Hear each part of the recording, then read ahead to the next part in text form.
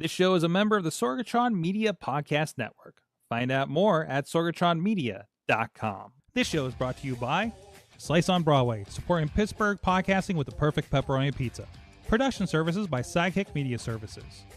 And listeners like you, supporting us at patreon.com/awesomecast.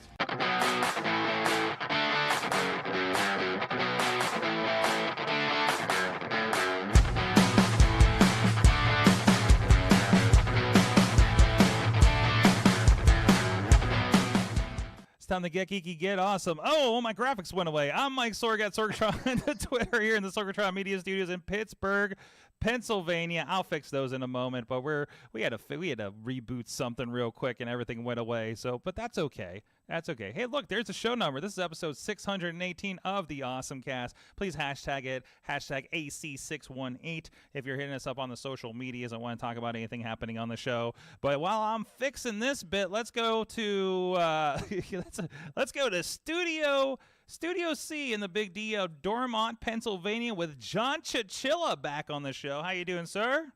Pretty good. Yeah, I think I was 2 weeks out. Now I'm back You had at like least 2 weeks. You had a surprise week, didn't you? That you had to roll out there. Excuse me while the number's floating over your face here. We'll take care of that a moment ago. Yes, I had to reset the switcher. And do you want me to do more with that? You wanted me to follow your finger? Here, go. You do that again. Put your finger out. I wanted it to like that. There you go. And there you go. Land in the corner. You threw it out. No, that's not how that works. See, this is what HoloLens is going to look like in how many years? And our next guest, I don't even know when he was on last. I think we were still in the basements before we had Sorgatron Media Studios here on Broadway. But straight from Philadelphia, but they're celebrating over there, aren't they? I think something important happened in the sports ball. Well, they're both celebrating and they're crying. Oh no! Yeah, so we were supposed to win the World Series, and we made it to, I think it was a game 5 or 6. And then I didn't know it switched up. Wall Ribeiro is with us, back with us, musicians extraordinaire. And they put up a great fight. Then I'm sorry for your loss. That's okay. We're not doing too good with the sports ball here in this town either. So right now. And I want to try and grab the number and throw it. Oh, wait. Give me a second. Wait. Try it again. Ready? And now that people are going to want to do this every week now. People are going to want to do this every week now. You're not letting them catch it. Do me a favor. Don't tell the wrestling show people that we do this, because it's just going to be bad when I have like the wrestlers wanting to do wild stuff with the graphics. Okay. This would be like our little secret. I'll just keep it shut. Yes. I'm excited to talk about your new project. Last time I think you were doing orchestral covers of like video games and theme songs and stuff. I still have several on my phone. So what I was doing is the actual tagline was guilty pop pleasures arranged for orchestra. Yes. I took a lot of these big tunes, theme songs, pop songs, whatever, and I arranged them for a full like 80-piece orchestra, and then I brought them to life and sold them in sheet music and traveled and talked about it, and it was awesome. Cool. So then in 2015 I started trying to do something new of trying to grow my orchestra organically from the ground up using real musicians. So, that's awesome. I want to talk about that and how you're using Patreon, and you've always done some cool things. Like from the beginning, you were always doing cool stuff with music on the internet. But we'll talk more about that here later in the show. In the meantime, please go check out everything at AwesomeCast.com. You can hit us at AwesomeCast at SorgatronMedia.com if you got anything you want to talk to us about the show. Any comments about things we have talked about on the show. Also hit us at AwesomeCast on the Twitter. Hit us on the Facebook page and group. We also have a Discord and Reddit if you want to have some conversation over there. But a lot of the stories do end up in the Facebook group throughout the week that we do use to build our document for the week, which won't get into even half of these I think we have on this. And also please subscribe and rate us on your favorite podcast player, and follow us on all of the social medias. Also is in a lot of places, and thanks to Dave Potter, we're getting a lot of clips of the videos out to get to more people and help grow the awesome audience. And of course, we're live every Tuesday at 7 p.m. Eastern on the AwesomeCast Facebook page, as well as our YouTube page, if I will turn it on, and over on the Sorgatron Media Twitch page, and you can join us in the chat room for all that stuff. We usually have a few people with us over on those platforms, and I'll pull that chat up too. I'm so distracted today, apparently. That graphic play was part of it. But anyways, and also thanks to our friends at postindustrial.com that have been helping share the show. I had a great conversation with Kim over there the other day. Very excited about some stuff they're working on. And of course, thank you to our Patreon supporters at patreon.com/awesomecast. Our friends at the executive producer level, Brian Crawford of pghmuseums.org. At the coffee club level, our friends Matt Weller, John Carmen, Cynthia Klosky, and Mac Taggart. Scott McTaggart. Wow, and Mike Pound. I'm going to drink some more coffee here. And at the fan show level, Michael Fedor, Professor Buzzkill, and Dave Potter. You guys can support the show too. Get some extra stuff whenever the recording works. We tried doing some Patreon before the show and then realized the audio wasn't working because we just booted everything up. But when that works, we'll get it to you over at patreon.com/awesomecast. And so let's get into our awesome things of the week. Oh man. I'm just gonna go down the line here on the page. First of all, I was excited about this. I did boot up Flight Simulator on my Xbox for the first time ever, because every time I went to play it, I had to download more stuff for it to work. So finally I got into it. And I was excited, and then I downloaded the Top Gun thing and haven't gone back to it. I took off from the Pittsburgh airport, flew down to Pittsburgh, and then crashed in a tree here in Beachview. So that was my experience on Flight Simulator. You'd think for all the projects I do for Aero, I would do a little better at that. But I was excited for the 40-year anniversary. I recall Flight Simulator. I remember my uncle who flies gliders. Like you get towed up in this plane looking thing without an engine, and he glides, right? He's taking my grandfather up in it and everything. So he had like one of the original flight simulators and brought it for like Thanksgiving or Christmas or something like that. And of course, there's a lot of crashing into 8-bit looking trees back in the day. So I was really excited to see that as part of the 40-year anniversary of Flight Simulator, they were including, let me make sure this is on the right thing, you can actually play the original Flight Simulator in Flight Simulator on the dash of a specific plane. The ASXGS will load the original old school Microsoft Flight Simulator from the early 80s on the plane in the game. Some meta stuff right there. How long before they get Doom in that? I mean, I bet on the PC version you can do it already, right? I'm sure. Like somebody's like, okay, all right, somebody's working on it right now. They got Hold my beer. Let me put Doom on that plane. And then is Doom on the actual plane? Can you make it run on there? But again, who has access to a Diamond DA62? I don't know what the number I was reading on the screenshot was before. But yeah, I'm waiting for a super meta version where you jump on the plane, and then inside that plane console you can play another game of the Flight Simulator inside of that console, and then you can go inside that plane and go inside the console, and it's just like endless meta loop where it's like 5 planes in. It's the shirt that is like the person wearing the shirt, wearing the shirt, wearing the shirt Yeah. kind of situation. Yeah. Flight Simulator Inception. Yeah, Flight Simulaception. I'm just making up words now. That's awesome. Chilla, speaking of Microsoft, I see it's that time of year again. Yes, they have launched their ugly sweater for the year. I didn't even look because I'm sure it's already sold out. Usually these things are sold out in like minutes. We've seen them do Minesweeper. We've seen them do Windows XP. This year's ugly Microsoft sweater is Clippy. Oh! Oh, look at it. It says Happy Holidays and there's an OK button underneath it. Oh, jeez. Oh, that's okay. amazing. And I think, if I remember correctly, they did so well last year that they ended up opening back orders, but like you weren't going to get them till like February. So at that point in time, like, is it really worth it? You're set for the next year. And the back is, look, there's a hold on the back of it. There's a roller on the back, and just Was it just stacks of paper or something? Was that? Oh, was that like the old graphic on the old school Word? Was like kind of flipping paper as you were loading and saving? Am I remembering that appropriately?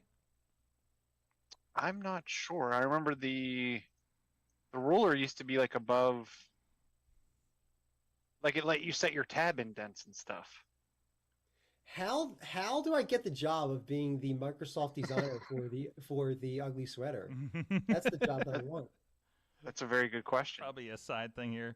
This And medium and large are already sold out. of course they are. Oh, okay, I might be able to swing that then. And it also says it will donate. It's usually okay. So usually they kind of do some stuff with charity, but for this year they say they're also going to donate $100,000 to the College Success Foundation as part of the promotion for this. Jeez. Not a sweater with a printed pattern. Oh, so they really upgraded these things. And it's only is it only one this year?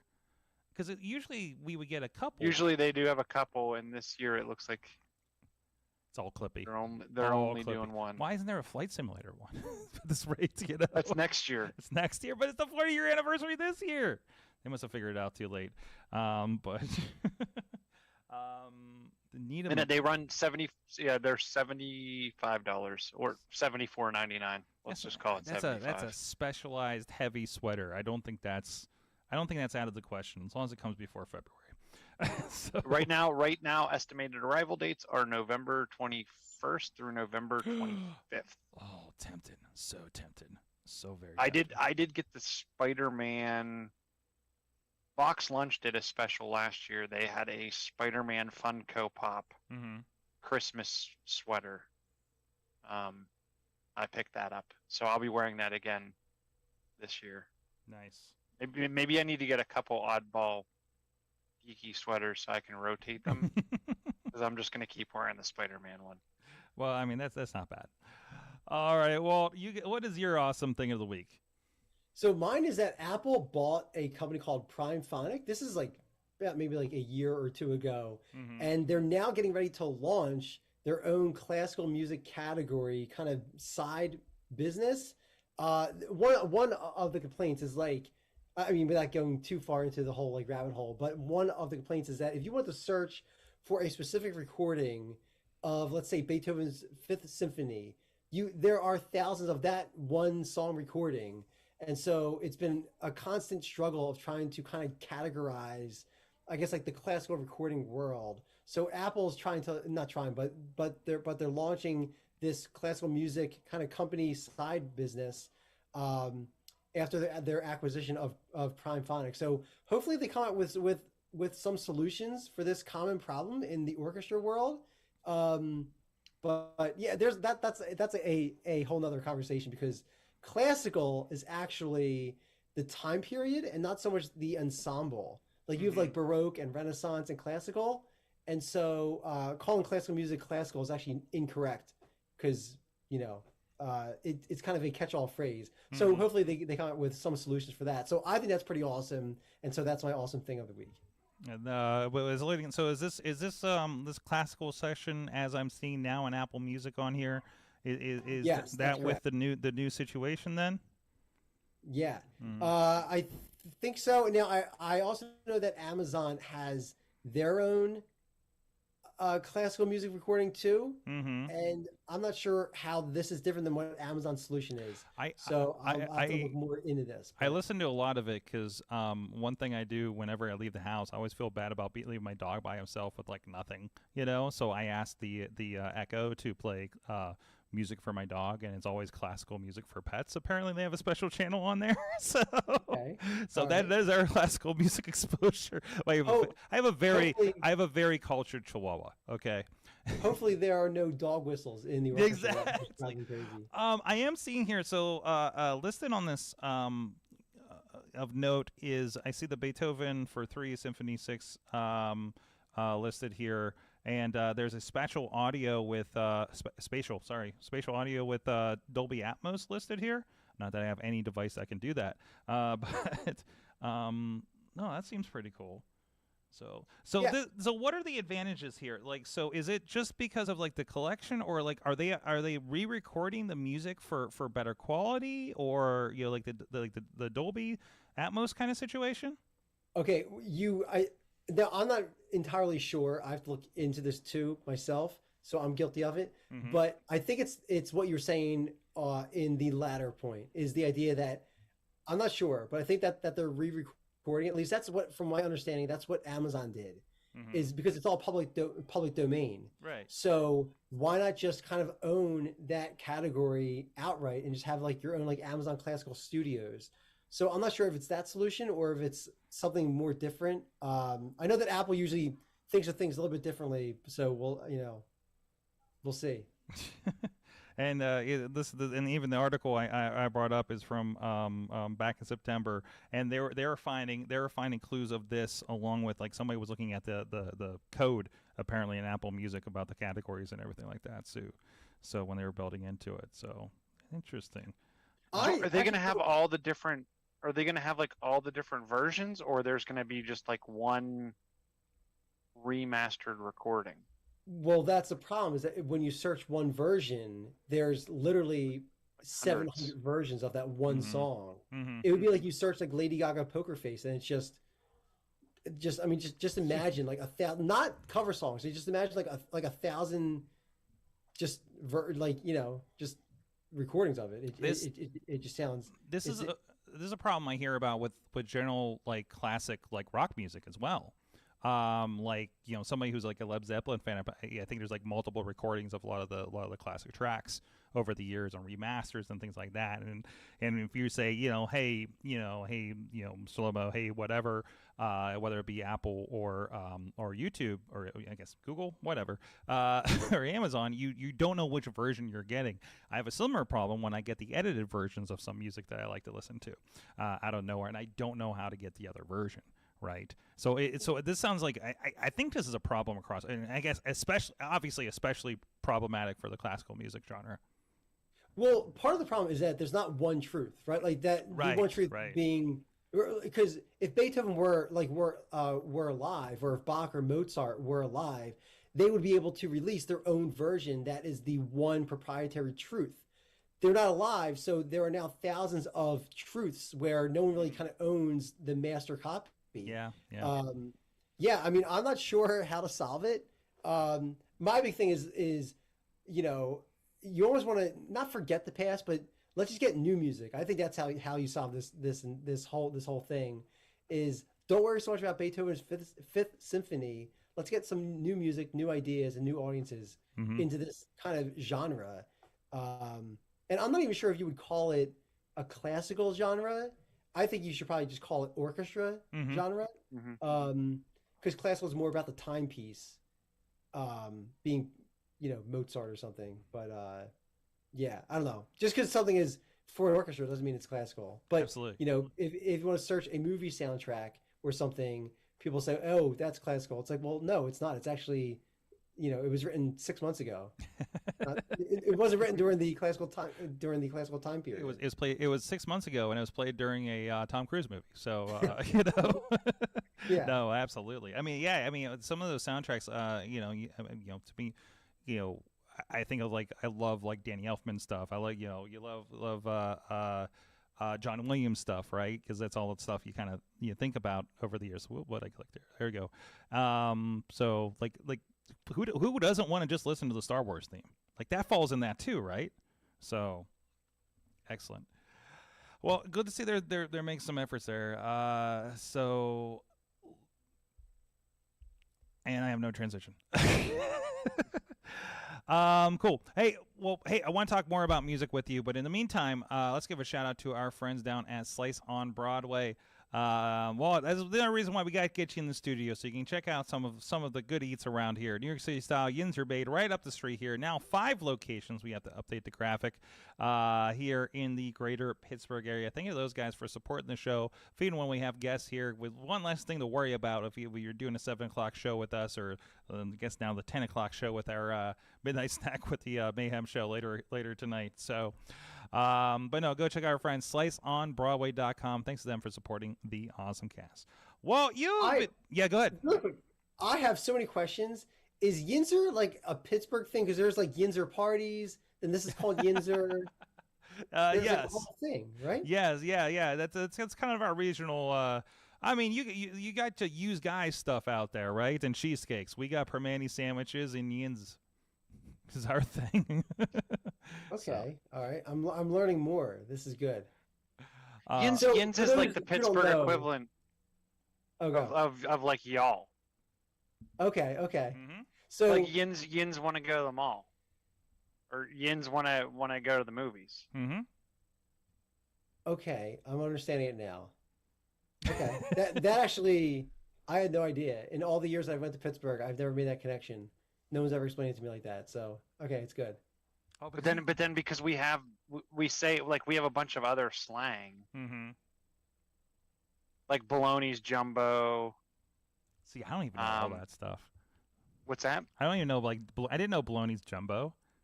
Yeah, I know like my mom does the like my mom and her side of the a family. jumbo sandwich. It was always a big Inzer. I hear Mount Washington. Did you wash your clothes? You know, like that kind of stuff. So like that's my exposure. But they're from like Like gum band. Do you ever say like, do you Yinzers want to go out? Like, is it ever like you No, Yinzers? Yinzers are Nah. the people. Yins is the pronoun. I think Okay. I got that right. Okay. Yes. Yeah, you know, we have what's the other one I was thinking? Jagoff. Jagoff is the other big one.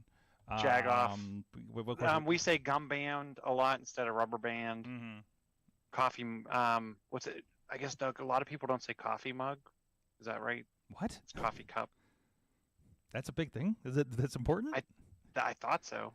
If you've ever seen like one of those Yinzer T-shirts, Mm, probably probably Commonwealth has them. Yinzer T-shirt. And this is your awesome thing of the week. Oh, there's actually Yinzelvania.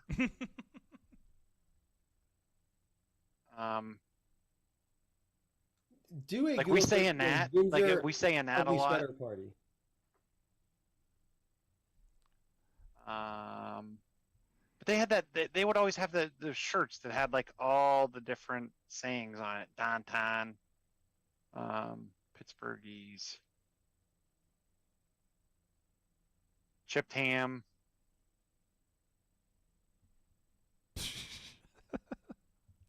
This is an interesting discovery. Well, while he's doing his research on our terminology, we'll quiz you later. Well, what are you doing on Patreon right now? So what I'm doing is just so people have some sort of context here, Mhm. is that I've known Sorg since probably 2006 or 7. You're probably one of the yes. first people that I've met on the internet. Mhm. Or I guess like in real life from the internet. Yes. So he knew me back when I taught music lessons on YouTube.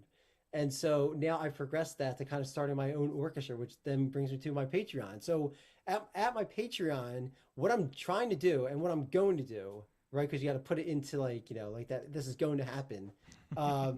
Is I'm growing a 52-piece orchestra. I'm going to start with 4 musicians, and I'm going to add 1 musician for every $200 in donations until we get to 52 musicians. And so we're currently at 5. We're going to be 6 very soon. And we're going to go on that journey to 10, 15, 20 until we get to 52. And so there's going to be flutes and oboes and violins and cellos and vibraphones and drums and a whole bunch of stuff. And that's basically what we're doing. So we're starting with a string quartet. That's 2 violins, a viola, and a cello. And we're going into a full 52-piece orchestra. That's awesome. And you have experience with Patreon over the years. I know you've done at least a couple different projects on there, right? Yeah. Yeah. So I'm actually the Patreon /Walt. Like I was like one of the first ones to join the platform. So yeah, this is back in like 2012, 13. I was one of the first people to join. And yeah, I mean, I've tried other Patreons. I tried growing in opera.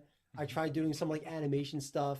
Mm-hmm. And I'm fully focused on this orchestra one. So, this /Walt, based on what I know from my experiences of growing something like this, Mm-hmm.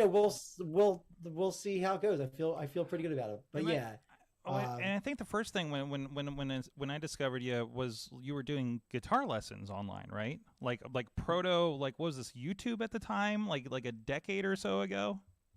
Oh, this is more than a decade. It's probably 15 years ago. But yeah, like 2006 or so, Mhm. 7. I was teaching music lessons on the internet, and I was on Ustream TV, and I was on YouTube and Ustream. Oh my blog.tv, and God. you have Stick you, cam. yeah, you had Stickam, you had what was it? You had 12 seconds, you had Vine. I Yeah. mean, Yeah. there were so many different platforms.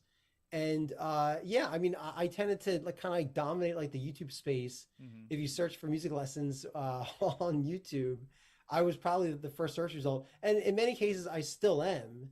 But yeah, I mean, I started with music lessons on the internet, and that's kind of like what taught me how to like do a lot of this like audience development. Mm-hmm. Mm-hmm. Yeah. I mean, I remember that was your big session, which is still, because there's still a PodCamp Pittsburgh um, uh, YouTube out there with a lot of the sessions, and I believe yours is still on there. But yeah, it was a little bit like, because you were talking about that, and again, and were you getting sponsorships at the time too, because that was like, I felt like you were one of the early ones that was pulling that off on these platforms. Yeah, I pulled off a successful, but so the answer is yes, but also people have to put into context how weird it was Yes. to do what you and I were doing in 2006. Yes. To have a video of any kind, just video was odd because Mhm. people were still afraid to upload a picture onto Facebook because it was seen as like being like too, like an invasion of privacy kind of thing. And so the idea of like a video show every day or a podcast or speaking on a panel at PodCamp or something Look at was this. just seen as like a very like odd thing. But yeah, so the idea Look at this. Look at this Yeah. young. this email address still I think works too. So I got to check it. It's like 5,000 backlog of like an inbox that I got to check out. But yeah, so that video is called How to Read Music. If you Google how to read music on the first or maybe the second or third search result on everything. But the idea is like, yeah, like it was just the idea of teaching a music lesson. Like there's like my dirty room in the back and everything. It just, it was so guerrilla warfare, right? I mean, it was so just, I mean, fire up a camera, get going. You weren't thinking about lighting or production values or any of that stuff. It was just you with like a zoom camera, not a zoom camera. Flip. Flip cam. Oh, Flip flip cam. cams. Oh, Yeah. I forgot. Oh, my God. Well, by the way, What flip was it? There cam- was the flip. Was it? What was the one? That was it. The flip cam that had the USB that sprung out of the side. Or Yeah. was that... Yep. Yeah. Yep. And so Flipcam, I think, got bought out for like $200 million By Cisco, I think. Yeah. I think, yeah, Mhm. yeah. Weird. And then they didn't do anything with it. They just kind of like, okay, it didn't work out. Oh well. It's like, okay, well, I would love $200 million, but yeah, but just the whole idea, like, and you didn't have phones in your pocket, so for you to stream a music lesson while you're at a conference because you got flown out to go speak on a panel somewhere, you had to carry your own like IEEE card, like basically like a Wi-Fi card that you would have to rent from like Verizon for like $120 a month, and then you would have like you would plug it into your laptop, which was a netbook, like at the time. Then you had to wear like a backpack with a battery pack in it just to keep everything kind of going and running. So it was very it was a bizarre time. But so that's what I did for 7-8 years. And it was great. But yes, I was one of the first ones to get sponsors. Oh man, that's great. Like that's amazing, and I love seeing the projects come up because it's always like there's always like something to hook you, because I want to see like this build, like this. We were talking about like how many people can you fit like maybe in your living room before it becomes a problem, right? And where are you going to put all these people as they build?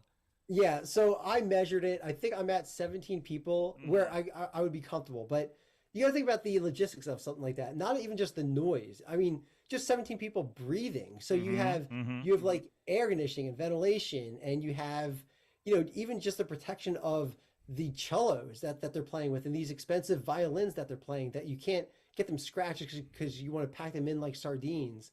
So there's a lot of kind of like planning that's going involved here on like, should I do it in my living room? Should I not do it in my living room? What are the acoustics? What's the parking situation like? Why not just record at a warehouse or in a basement or rent a storage unit, like you were saying? There are a million different ways to do it. The way that I felt the most comfortable is I want to live 5 feet away from where we are recording, just so I can make this thing work out and not have to drive back and forth and just really kind of like nurture it and have it grow correctly. I want the light to be here. I need the camera to be here. I maybe a better idea for the seating arrangement. For me, I just want to try this out right here in my living room. And then if that works, then we can go to a bigger location. But so that's kind of like what decided for me. It's maybe not the best situation, but for me, it felt like the best decision in my situation right now. Do you mind me showing a couple of these pictures from the Patreon in here? Because I see that like, there's a little bit of like the light setup in your living room you were working on. It looks like back earlier here in November. So I'm loving this. So like you're actually like looks like you're actually like pipe and draping your living room to make it look you got black drape and these kind of cool, like I want almost call them lightsabers you got going on there. It looks like you're holding a lightsaber for real though. Yeah. Well, so here, I mean, if you want, I actually just posted it today. More pictures are on my like Instagram, which shows even more stuff. It's just / my name. Walt Ribeiro. This is how early, this is how proto-internet social media this guy was. You got your first name. You know, that's like if I had a /Mike, which probably would still been impossible in 2005. Well, but you know what? I had the / Walt Twitter handle because I was like the first one on the whole site. And then I gave it away because I said, well, Walt's not my Walt is not my brand. My brand is Walt Ribeiro. And then I gave it away, and now I'm very upset about it because it's the biggest network in the whole space. So at least for the next couple of days. No, yeah, I don't know. I feel like that they're going to be okay. They're going to. My theory is that they're going to file Chapter 11 or maybe 7 bankruptcy. They're going to go through the motions, and then they're going to come out fires ablazing. I think that's just my theory. I'm not crazy about bankruptcy claims, but. You know, oh, I mean, wow, that's awesome. I found the pictures here on your Instagram, and that is really cool. You have like the coolest like living room ever. Yeah, I mean, it's big. I mean, it looks. I mean, it's cool. So there's a lot that needs to be fixed there. I got to fix the ceiling. Not fixed. I'm not fixing anything, but this is a time lapse of me, actually building it from scratch. So that's everything. That's me great. Just show my. So, but yeah, that's what I'm doing. That's great. I love it. Like even after all these years, you're still very, somebody walked in the old studio when we were in the basement and said, "This is a maker space." You know, I'm just like, I don't know. This is just where we do stuff. You know. But that's awesome. Like what you're talking to. How do I not follow you on here? We're fixing that right now. And I'm catching up with all your social medias apparently. Listen, I have only been doing Instagram for probably the past like 7 or 8 months, so I'm still trying to figure it out. That's why I missed you. Okay, that makes sense. But no, it's very guerrilla. I'm loving that. I'm loving the spirit of this thing, and the build is going to be. I mean, I think that's a great story. You know, I love the idea of, you know, like usually when I see, you know, Patreons and Kickstarters as an ongoing thing, I've never really dived too much into like these kind of project things like this, right? Like it's usually like, you know, something episodic or something, or a web comic or something like that, something that's going to come out every month, week, you know, or build to a thing. You know, this feels very like more Kickstarter-y, I guess, is one way to think about it. But I guess it's ongoing. It doesn't have an end to it, right? Until you get to 52 people, and then you're just going to make stuff at that point, right? Right. Well, okay, so that's the idea. So the answer is yeah. Like once you get to 52, it doesn't end. At that point, you're now a conductor of a 52-piece orchestra. Like you're just getting started. Right. Like I mean, like at that point, that to me is when the Patreon starts. Right. Like that's so. But in the past, I was doing it backwards, where I was doing like MIDI orchestrations, starting in theory with like 80 musicians and then trying to grow a real orchestra that way. Mm-hmm. Um, Doing it this way, I feel like is the organic way of doing it. And so, yeah, I mean, it seems like you kind of touched upon it, the idea of storytelling. Mm-hmm. And so it's a different way of like telling a story, not through the music, but through the project. Like in theory, what I'm trying to build is the visual that in the thumbnails, you'll see in week one, like that Walt has 4 musicians. And then you look at the thumbnail 6 months later, and then you're like, wait a minute, there's 18 people in these in this picture. Like, what happened? Mm-hmm. And then you kind of see this story of like, then the next week it's 19, then 20. Then you're like, oh my gosh, this is I got to get in this. This is like the coolest project that I've ever seen. At least that's how I envision it. I think it's the coolest project ever, but otherwise I wouldn't be doing it. That's awesome. Is it? What are you looking? What kind of like? Is this going to be original music? Is this going to be newly arranged music? Because I know you do a lot of kind of arrangements and things like that. Like what kind of stuff are we looking to produce with this? I would say it's going to be 80-20. It's going to be 80% originals, 20% covers, and only because the covers do. When I do a cover song, it does turn out very, very well. I'm good at doing that. It does get people excited, but I think my original music gets them excited too. Now, in terms of the business model, it makes, for me, I think it makes more financial sense to do originals than to do covers. Because with originals, you have more financial opportunities. You can sell the sheet music, you can sell the sync licensing for film and TV and video games, you can sell a bunch of different stuff. You can do remix contests with your community. All these things are taken away from you when you're not the owner of the copyright. So at some point, I'm going to just solely just cut off doing cover songs and then stop doing that as a market employee or as a financial vehicle, because I think that the real financial vehicle here is to be doing originals. Plus, I think the world needs new original orchestral music anyway. So it's more exciting for me to make something in this world as a blank canvas and then get it out.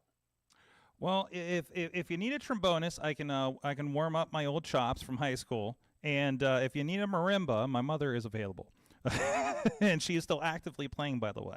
So Get you and the other Yinzers over here. That's right. That's right. I mean, we're just a turnpike away. That's nothing. And I'm getting very used to the drive. Trust me. I'm very familiar with that turnpike for lately. No, this is really cool. I've shipped my buck in. I might even raise my thing to a $5 here because I want to help out.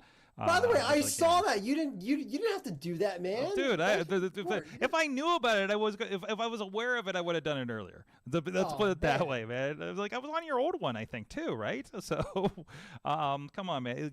When friends of the show are trying to do something cool, and if it's easy. I was like, I want to throw a buck. I get at least a buck, at least chip in something, even if it's the first dollar in the tip jar, I'm going to be doing that. That's just how we roll around here. So, yeah, but cool. Well, dude, thanks, man. I did try an unsuccessful Kickstarter. Mm-hmm. It was with Amanda Palmer of the Dresden Dolls, and I've tried a bunch of different stuff that hasn't worked out. But you keep trying. That's the important thing, right? You learn from it, right? And you move on to the next one. I think we all have failed Kickstarters. I was like, okay, we know not to do X, Y, and Z. Okay, how do we apply this to the next project, right? Or say to people, don't do the thing I did.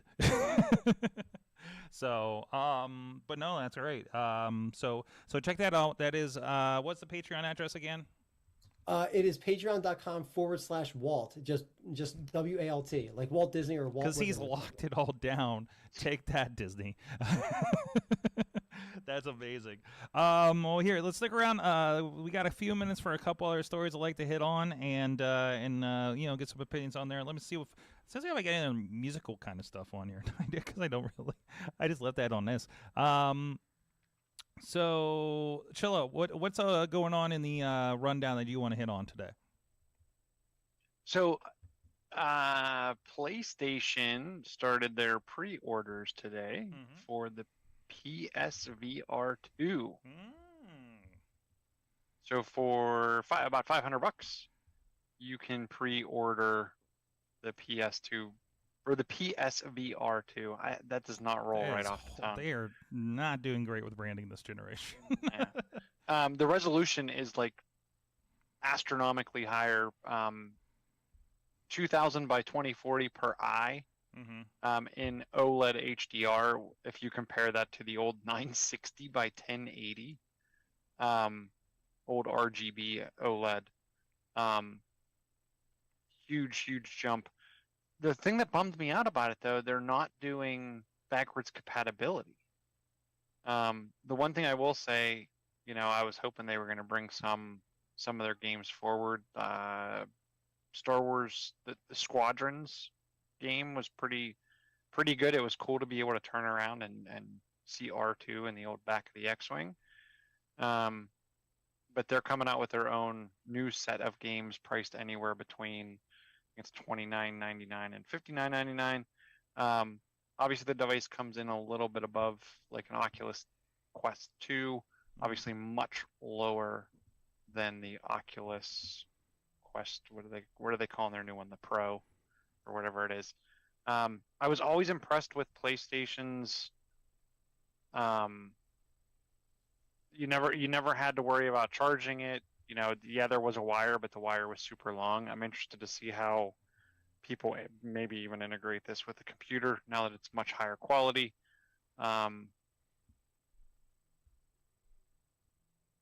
Did we lose you? Oh, well, he paused. So what do you want to talk about? So I have my thoughts about the whole naming thing. Like that reminds me of like when the Nintendo DS came out, and then the new one came out, and then it was called the Nintendo DS New, and then it was like Nintendo DS New. XL and minis and everything like that, right? Yeah. But I mean, this actually looks pretty cool.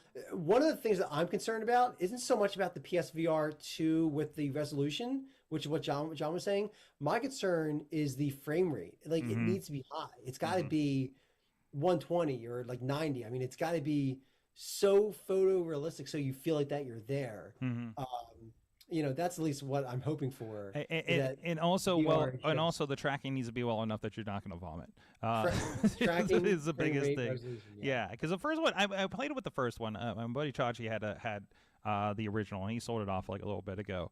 So he really didn't even hold on to it for that long, but it was just like everything. And then that's the thing. This is a big thing with all the meta and everything too. It's like, what's the killer app? Like what is anybody raving about on these headsets that makes you want to drop $600 for something like this or more? Right. Well, what makes you want to be a developer spending 12 months trying to build the app? I mean, forget the people buying it. Right. Where is this whole ecosystem going to get built from if no one's building and no one's buying? Yeah, because I mean, we know, like, here in the area, we know like Shell Games here in Pittsburgh, they do a few games for Oculus. I Expect You to Die, I think, is one of the games, and we played a bit of that. But they also are making other games, so it's not like they're 100% thing. I feel like anybody that's working on games for a VR are really kind of doing R&D right now, right? They're not making something that they imagine to be like a million seller that'll really kind of make the studio or anything like that. But they're doing the research now to figure out what works and what people like and everything, so that ideally when this does come out, that you'll know where to do it. I mean, we've done the same thing we've picked up 360 cameras, we've picked up devices like that we're like, okay, how do we work in this space in case it catches on? It didn't. But, if it ever does down the line, like, okay, we have a little bit of experience with it. We did some cool stuff with Scarehouse. We did some stuff here and there, some photos, 360 photos and things like that. That's not even a thing on Facebook, I feel, anymore, when they were really pushing that for the time being. So 360 in anything is tough. Like 360 TVs and 360 movies and just that whole thing. It's not that it's a gimmick, but it's so tough to have that barrier to entry where people are going to buy into it. I mean, even I, as technological as I am, and I'm usually like first mover advantage on a lot of these things, I just can't get into it. How do you get to that point that it's mobile and accessible, right? And we're not near that. Like, it needs to get to the point where literally, like, it's in my glasses, and it comes down and it's like, okay, here it is, I mean, what was the biggest innovation in technology over the last 20 years is these iPhones. Is the phones. Like, everything is portable. The screen got smaller and higher quality for me to take with me and watch on a plane. The camera is a high quality camera that I can stick in my pocket. It's the internet everywhere. It's, that portability, that accessibility, and everybody has one. Like, pretty much everybody has one of these. So now you've democratized the internet, democratized watching video. I don't know how many people I talk to is like, oh yeah, my bedroom TV is my iPad, right? Like, we don't even get TVs anymore for every room like it used to. So when does VR, AR, 360 meet that threshold? I think we're 10 years minimum away from that. I'm actually more bullish on AR than I am on VR. Oh yeah. It's way. I mean, just imagine like playing a game of cards in with friends or whatever. It seems so much more cooler. By the way, really quick, your phone is purple. Is purple like your thing? Is that like your color? Because you said about the purple couch too, right? Yep. Yeah, kind of my thing. Okay. No, purple's my color. So it kind of infects a few things. So I'm considering painting my conductor's baton purple as part of like my branding. I think purple is the coolest color. Fantastic. It's a royal color for one thing. It's the Joker, and it's that's what's always caught my eye. So yeah, I kind of go with it. It was more purple before this had my heavy duty on there, but yeah. I got a message from Chilla. I wonder if his power went out. I'm back. Oh, he's back. He's back. We for some weird reason, and I almost tethered to my phone, because everyone has one. Mm-hmm. Yeah, our internet blipped. I don't know what. Chilla. It must be the snow. Chilla, do you know how many hotspots I have in the studio right now? I can only imagine. No. How many hotspots do you think I have in the studio right now? That not counting. 6. 5. Not counting my phone. Then it would be 6, yes. So I pay for way too much internet. It's a lot of internet. I'm actually readjusting how I'm paying for my internet right now. I'm in the process of moving rebalancing. Devices. I'm rebalancing because I figured out a way that I can. We'll see if I'm going to have a report on the show here once I figure this out. But I need to visit a few vendors, let's say. I just had an interesting conversation with AT&T yesterday, and I now have a new Verizon account, by the way. So now I need to have a conversation with the T-Mobile and see what the deal is. Because I got the devices. I'm just not happy with my current provider because they're a little finicky on some stuff. Or it's my relationship status complicated. We'll say that. Because you've been a long time AT&T. Oh yeah, no, right? I have and AT&T is not the problem. It's the video streaming service that I use because they bundle everything together, and we've been having some problems with them reactivating things and things not working when it comes to the cell technology. So I'm going to take all the modems to their original networks because I have accounts with Verizon and AT&T. So we're going to bundle things that way and see if that works out better. Because now, do you know how? Oh, sorry, go ahead. No, because now that we understand how these things work, and we do not need to go through these guys, we're going to try to work a little smarter, not harder, on this thing, and hopefully a little smarter on our bank account. Because oh my God, we have a lot of internet. So how many? Do you know, from an AT&T perspective? You can have 5 lines on one plan, right? Consumers can have 10 lines on one plan. Business can have unlimited. This is the problem. Okay. This is the problem we're running into. So you can have 10 lines, but those are 10 like phone lines, because then you can go above that if it's like a watch or a tablet. Or... I'm not aware. I'm honestly, I think I hit my ceiling, and we have at least 2 watches on ours. So, and we have, and understand we pay for family phones too. So. So yeah, we're at. God, are we really at 10 devices? Wait a minute. This is math. There's 4, 5, 6. We're at least at 7. We're definitely at 7. We don't have iPads on there anymore. Oh, we might have 1 actually. That's not ours. Anyways, it's complicated. Chilla, it's all complicated and everything. Anyways, where are we at with things? We got 5 minutes left. One more quick story. How about this? I was really interested in this topic. The Al Gore story is worth reading too, if you get a chance. Talking about how they are tracking global emissions to keep polluters honest, but I don't want to get into that one right now. Also, shout out, Podner has been using CapCut in the last week.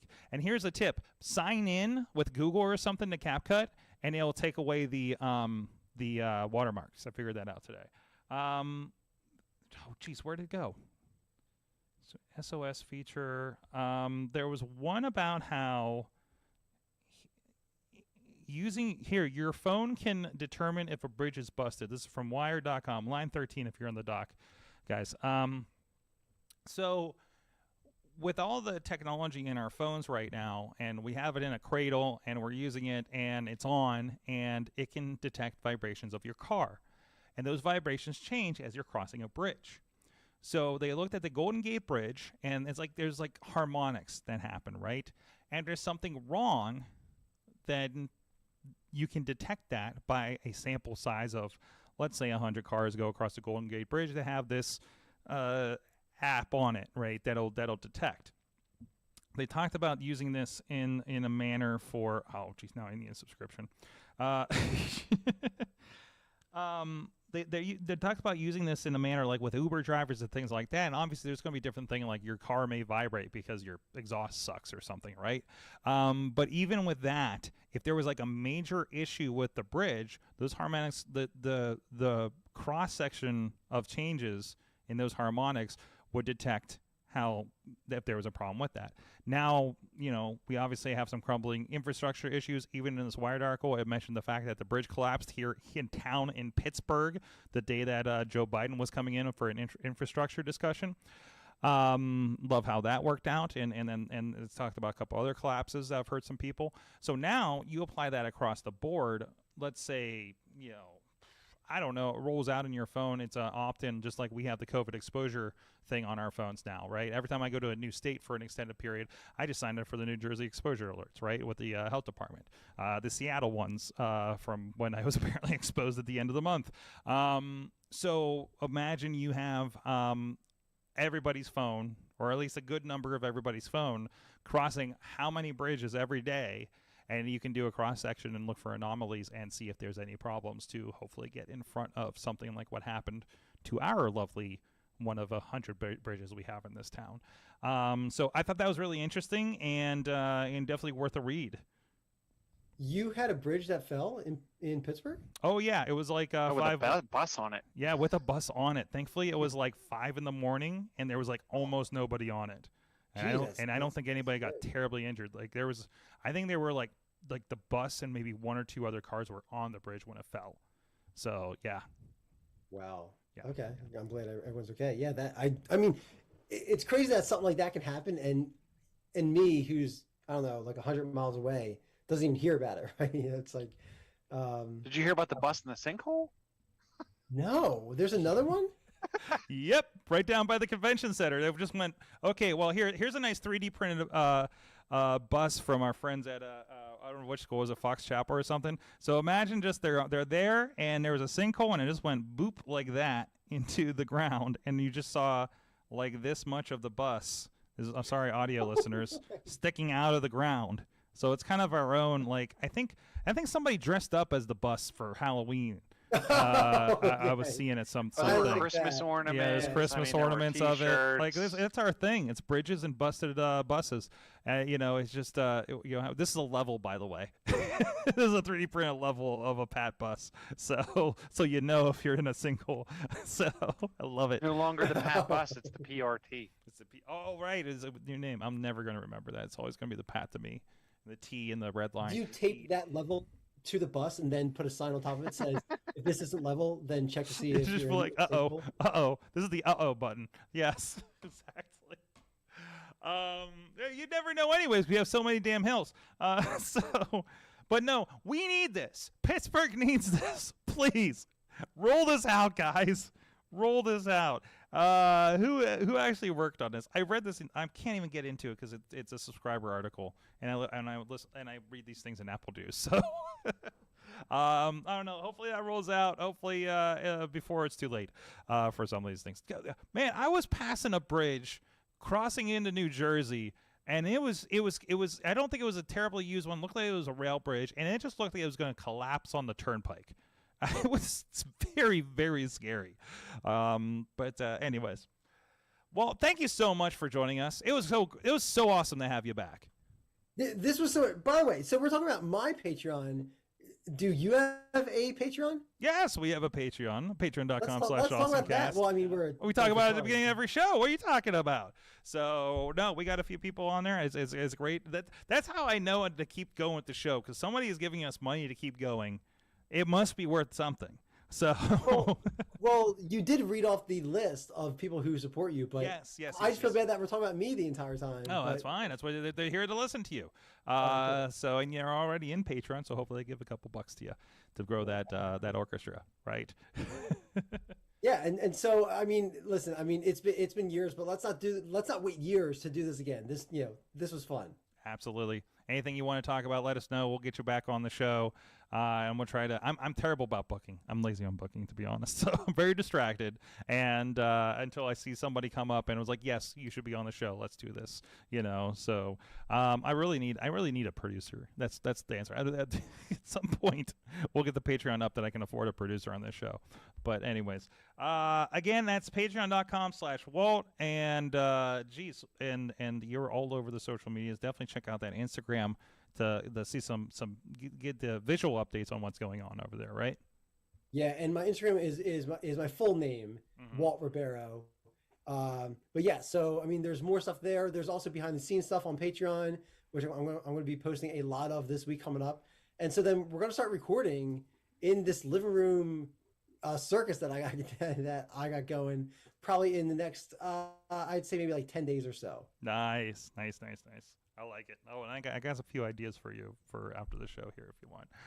So I hope it's helpful. And of course, John Chichilla at Chilla on the Twitters. John Chichilla on the Facebooks. I'm not worried about your internet issues. That seems to be going around. So my power was out this morning. Oh, was it? I slept through it. Yeah, in the middle of the night this morning, or yeah, like one of those you walk in the kitchen and your stove is blinking, and you're like, oh, that's interesting. So, when there was like no rain. But that's the beach view life right there. Chill on the Twitters, and of course, and you are back next week, sir. I am back next week. I didn't mention why Katie's not here. Katie is actually at the Hockey Fights Cancer night at the hockey game. She actually, let me see if I can pull it up real quick. She sent me a really cool picture because she has she has the Prospect Pro Wrestling Kicking Cancer's Ass Championship, and she shared with me at the game. Of course, she's sporting her sweet pink jersey, and apparently they have the WWE title belt that they were given when I think it was the last time that the Penguins won the Stanley Cup, and because WWE is really good about they love to give the championship belts to sports teams like that, and you see the side plates if you're with us on video. 2017 Stanley Cup champions with a WWE Championship belt, just like Roman Reigns wears. So she's having fun tonight, and she should be back with us next week. So she's having fun at work. I don't know if she's officially working tonight since she's kind of a guest thing. I don't know how that works, but anyways. Thank you, everybody. We'll see you guys next week. You have been our awesome audience. Have an awesome week.